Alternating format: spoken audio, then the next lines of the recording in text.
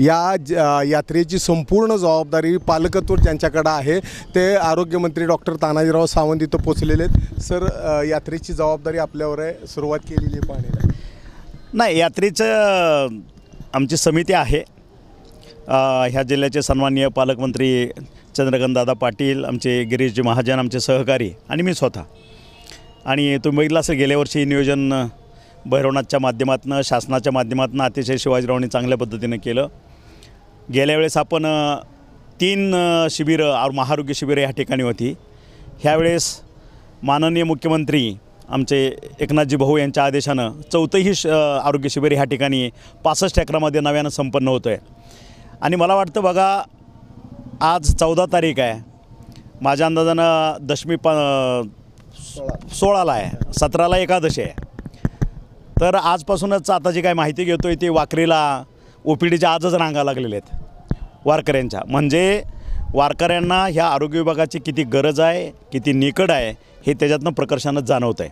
आणि म्हणून माझ्या आरोग्य विभागानं पालख्यांनी ज्या ज्या ठिकाणावरून प्रस्थान ठेवलेलं आहे त्या ठिकाणापासून पंढरपूरपर्यंत आणि पंढरपूरमध्ये महाआरोग्य सोहळा पांडुरंगाच्या चरणी संपन्न होतो आहे, तो केला जातो आहे। आणि संपूर्ण आरोग्य विभाग अतिशय सजग आहे, जागरूक आहे। म्हणून तुम्ही बघितलं असेल आत्तापर्यंत ज्या ज्या दिंड्या ह्या ठिकाणी प्रस्थान ठेवून येत आहेत, कुठलीही अशी दुर्घटना घडलेली नाही आणि घडणार नाही ह्याची खबरदारी आम्ही घेतो आहे। सर, किती डॉक्टर, किती स्टाफ असते?